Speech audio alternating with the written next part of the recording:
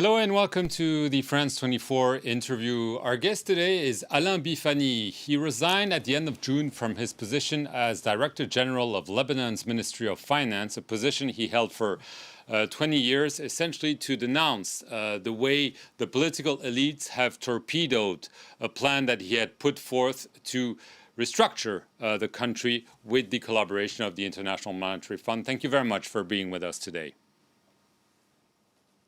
Thank you very much, sir. Before discussing your departure and the issue of how money is being used or misused in Lebanon, I wanted to get your reaction on the refusal by several politicians, including the caretaker, Prime Minister Hassan Diab, to appear before a judge in charge of the investigation of the explosion in the port of Beirut at the beginning of August. What's your reaction to this unwillingness by top politicians to speak before a judge?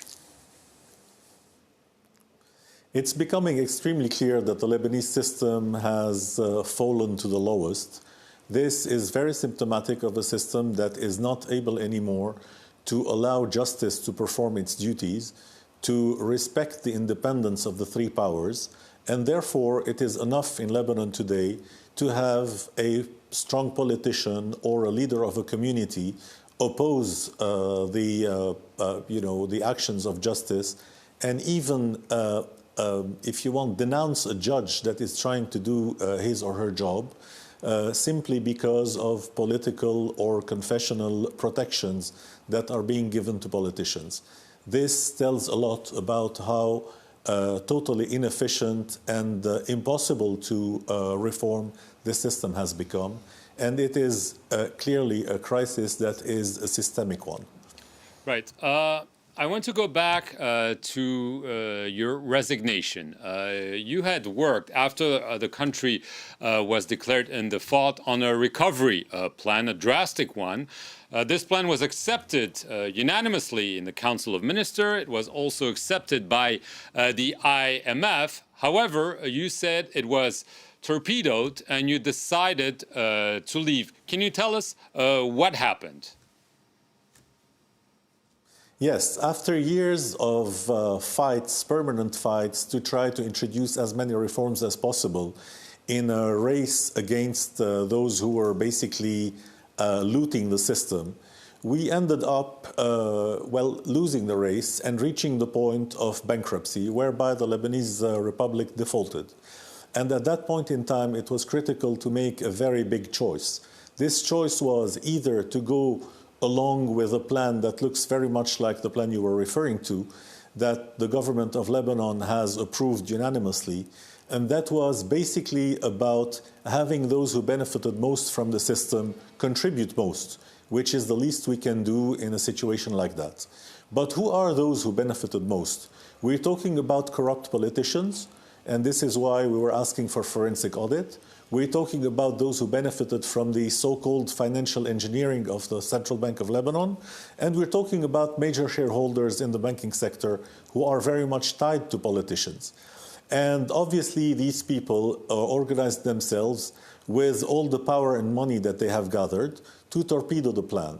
And when the government of Lebanon decided to step back, despite the fact that the international community was very supportive and across the board, despite the fact that the IMF made it clear many times that that was the plan to use and that was the best base to start the reform process, which was about practically everything, restructuring the central bank, the debt, the banking sector, introducing reforms in public finance, structural reforms, and social safety nets.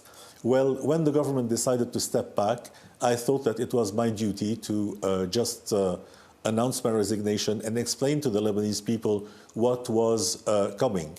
And what was coming was basically that the system would do nothing until all the losses, and I'm talking about $70 billion in losses, are shifted in a very unfair and criminal manner on the Lebanese population, either through the depreciation of the pound, which has reached 80% until now, or through the massive haircuts that are being performed on depositors, mainly small and medium ones, which is on top of the criminal part, a very regressive way of fixing things, which will lead Lebanon to become a country with huge inequalities. It was already the case, but we are going towards some kind of a Somalia a few years ago, whereby there was no government, chaos in the streets, and potentially a lot of instability to be exported to the rest of the world.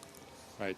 Obviously, this is a very dark picture, but who blocked? I mean, yes, you can see the system, but there are names in the system. I mean, we know that there are very strong clans, Hariri, Aoun, Berri, Jumblat. I mean, was this kind of collective work to essentially prevent the country from reforming itself? I mean, are they responsible directly, or is it more diluted and there's no way to name names?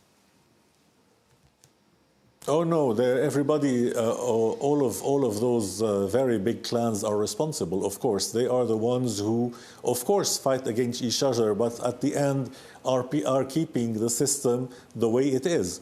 And I will not say that all of them contributed in the same manner, but it doesn't matter. What matters is that the need to reform the system and the need to change the way it operates is still not happening, and we're not seeing much of energy being put to have the system evolve. Not to mention that in all of the clans, we've seen corrupt politicians who have either smuggled their money abroad or got whichever services from the financial system, and therefore contributed in torpedoing the plan because they wanted to pay back those who were protecting their money and those who wanted to shift the losses to the population.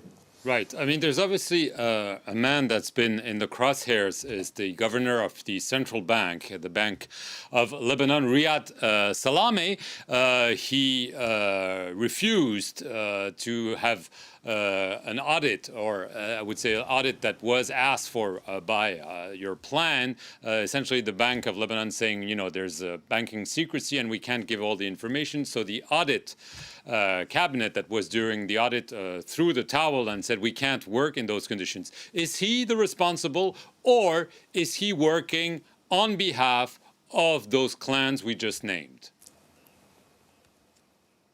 It's actually both. He is responsible, of course, because he's the central bank governor and he has his independence, but he is also acting on behalf of the clans, definitely. Otherwise, he would have already been out. And the reality is that our plan mentioned forensic audit about everything related to public finance, not only the Central Bank of Lebanon. And this drove most of the clans crazy because they know what they did in the past.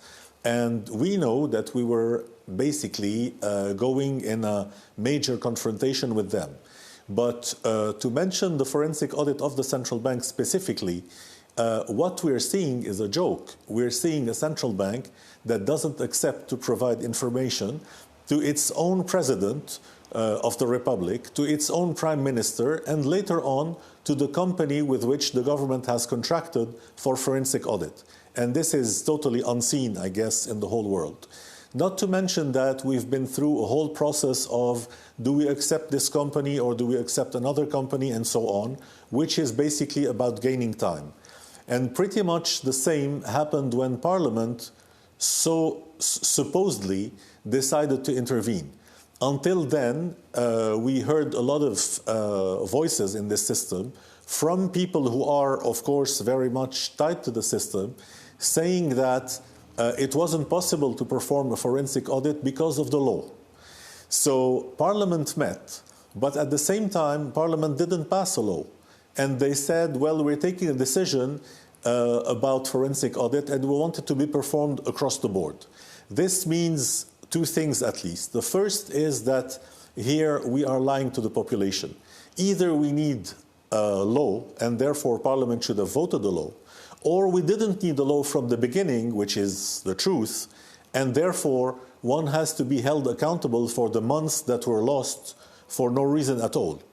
And the second thing is that when you widen the scope so much, and when you want to start with 1,000 municipalities, one can rest assured that we will never reach the point where we could audit the central bank despite banking secrecy and finally know who benefited from payments that were probably illicit.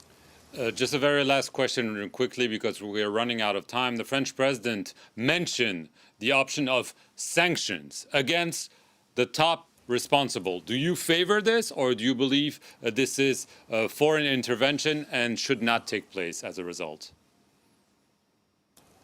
First, it's not foreign intervention, because when we talk about corruption, and here I'm talking about sanctions on corruption, corruption is not staying within the borders of Lebanon. It goes abroad. It goes everywhere, in Europe, in France, everywhere else. Number two, when we have a roadmap that we want to implement, and when the international communities, namely France, that is the only party today involved in Lebanon, are trying to get Lebanon out of the woods, and having supposedly a roadmap that was approved by the political class, the least that can be done is to name and shame those who are the obstacles and use a stick on top of the carrot that is being provided.